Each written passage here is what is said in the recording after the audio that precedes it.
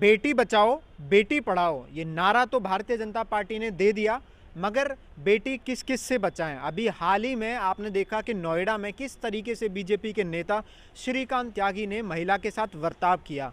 आज बात कर रहा हूं मैं 15 अगस्त 2022 की, जिस दिन पूरा देश आज़ादी के जश्न में डूबा था और भारतीय जनता पार्टी आज़ादी का अमृत महोत्सव मना रही थी। 75 साल हुए हमें आज़ाद हुए, मगर आप खुद सोचिए कि 19 साल की लड़की जो कि 5 महीने की प्रेग्नेंट थी और उसका सामूहिक दुष्कर्म कर दिया जाता है, उसके साथ गैंग रेप कर दिया जाता है।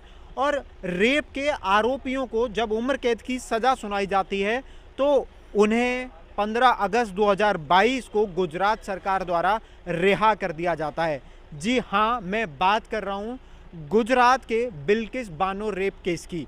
आपने सुना होगा कि 2002 में गुजरात में दंगे हुए और दंगे के बाद ही बिल्किस बानो के घर में घुसकर उसके साथ सामूहिक दुष्कर्म किया गया और उसके घर में 7 लोगों की हत्या कर दी गई। उसी मामले में 11 लोगों को आरोपी ठहराया गया और बॉम्बे हाई कोर्ट ने उन्हें सज़ा सुना दी। सज़ा उम्र कैद की थी, मगर ये उम्र कैद 14 साल काटने के बाद माफ़ की जा सकती है। ऐसी छूट राहत लेकर आई है गुजरात सरकार और इसी गुजरात सरकार ने 15 साल के बाद उन्हें सजा काटने पर रिहा कर दिया 15 अगस्त 2022 को। आप खुद सोचिए कि एक 19 साल की लड़की थी जिसके साथ सामूहिक दुष्कर्म किया जाता है और जिसके पेट में बच्चा था 5 महीने का, उसके साथ रेप किया जाता है बुरी तरीके से और घर में 7 लोगों को मार दिया जाता है। जब आज भी कुछ मीडिया चैनलों ने उनके पति से बात की, बिल्किस बानो के पति से बात करी गई, तो उन्होंने कहा कि अब तक हम छुप छुप कर जी रहे थे, अब तक हमें डर था, मगर अब इन्हें रिहा कर दिया गया है। इस पर हमारी कोई राह नहीं ली गई, हमसे कोई पूछा नहीं गया, हमारी कोई भी बातचीत सरकार से इस बात पर नहीं हुई है।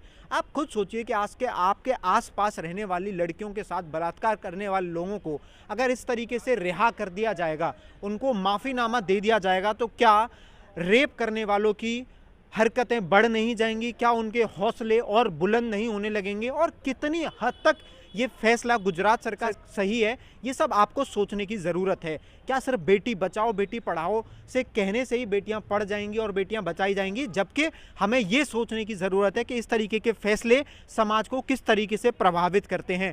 सरकार जब बिल्किस बानो के पति से बात करी गई तो उन्होंने मीडिया चैनलों को ये भी बताया कि सुप्रीम कोर्ट के फैसले के साथ 2019 में उन्हें 50 लाख रुपए दिए गए और सरकारी नौकरी देने का भी वादा किया गया था, मगर अभी तक उन्हें कोई सरकारी नौकरी नहीं दी गई है। और ऊपर से बिल्किस बानो के 11 आरोपियों को जिन्होंने उसके साथ सामूहिक दुष्कर्म किया, उन्हें जेल से रिहा कर दिया जाता है। जब ये खबर मीडिया चैनलों के थ्रू उनके परिवार वालों तक पहुंचती है तो आप सोचिए किस तरीके दर्द से आज बिल्किस बानो का परिवार गुजर रहा होगा। आप सबको ये सोचने की ज़रूरत है कि जब हम सरकार बनाते हैं और जब सरकार ऐसे फैसले लेती है तो सरकार ही नहीं, इसके लिए जनता भी जिम्मेदार होती है।